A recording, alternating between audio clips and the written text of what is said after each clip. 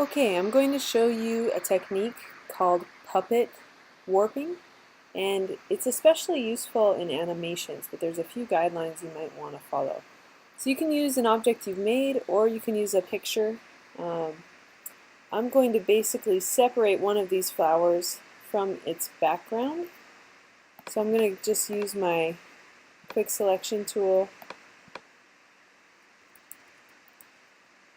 and I'll try to select this whole thing kind of quickly. And just try to get it as specific as possible. Maybe, like we learned when we're masking, I can refine the edge real quick.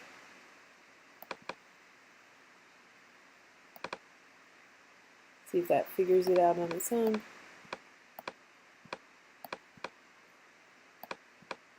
Touch up any edges that are looking a little weird. That looks pretty good.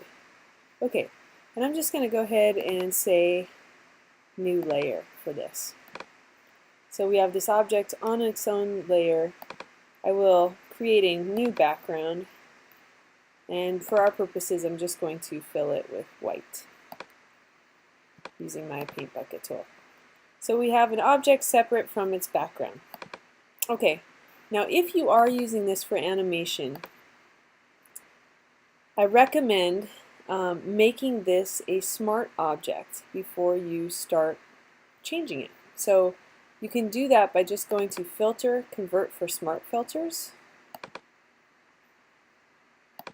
And you'll see, just like when you drag a photo into Photoshop, you now have this little icon that it's a smart object.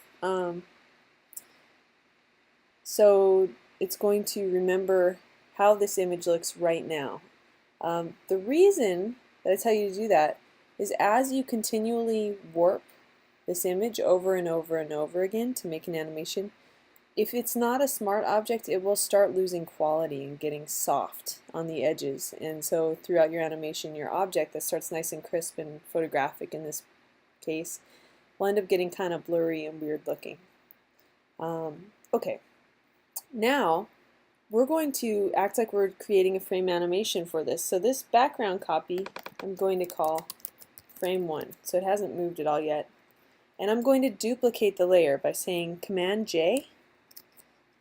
If you can't remember that, you could always go to Layer, Duplicate Layer.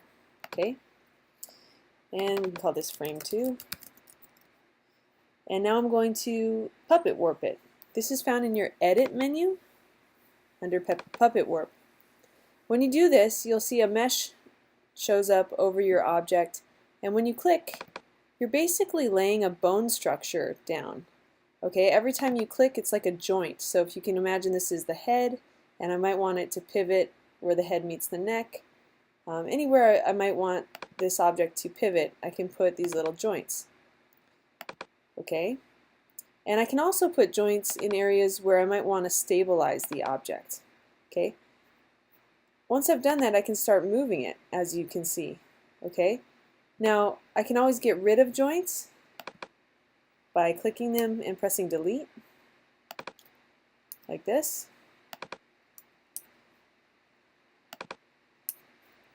Okay, but remember, when you're puppet warping, you'll probably want at least 3 joints. The reason being is otherwise you're just going to be rotating and stretching this thing. Okay? So at least 3 joints minimum, perhaps more. So I'm going to make it look like this flower is slowly sort of wilting over time. And I can add more of these points. Let's move that a little bit as I go. So for frame 2, I want it to move a little from frame 1. We're going to see frame 1 a little under it. I'm not going to change too much. Maybe I'll bring this down too. Now if I see my vase moving too much, I can put another pin to kind of help keep that where I want it to. So you might add pins for stability too. Okay, press return when you're happy with it. So far we've got 1, 2, that's my second frame. Okay, copy this new frame, Command J, call it frame 3. Go ahead and puppet warp again. Edit, puppet warp. You'll notice it has all the same pins that you started with before, so you can just continue.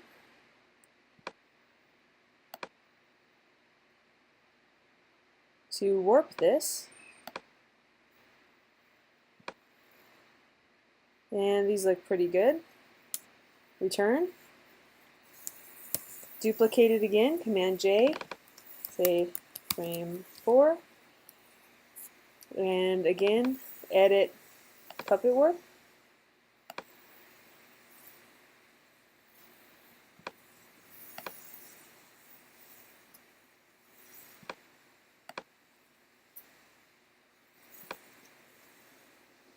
I want this tip to start kind of tilting down too. Could do that. That looks pretty good. Okay, so you can see how this is going. I can copy that again. Frame 5. So I'm just looking at all the frames at once, kind of like when we did the ball animation right now.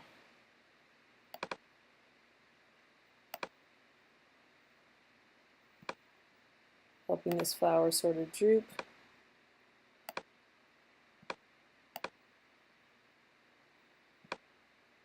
And you know, Photoshop doesn't know what it's looking at, right? It doesn't know that this is a flower. It only knows where there's kind of separate parts that can move. So you can do this if you imagine having an elephant with a trunk that was kind of separate enough from the object for the mesh not to connect. You could swing the trunk around.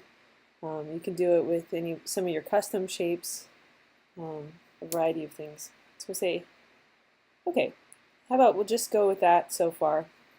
And then just like we did when we were first working with our ball, we now have all our frames, so we'll just say create frame animation. And over here on the right, we'll say make frames from layers. Okay, again, we will select the first 2 frames because we don't want those in there. So hold Shift, click on them so they're both active, and throw them in the trash. And we'll make the background visible. So we'll activate all these frames. First one's active, hold Shift, click on the last one. Make just your white background visible. Okay, and I'll go ahead and change the timing so it's a little slower so you guys can see it. And I'll change this to forever. And we'll play it. So here you can see the flower is sort of getting sad or something. It's wilting. Okay, that's the basics for Puppet Warp using Photoshop.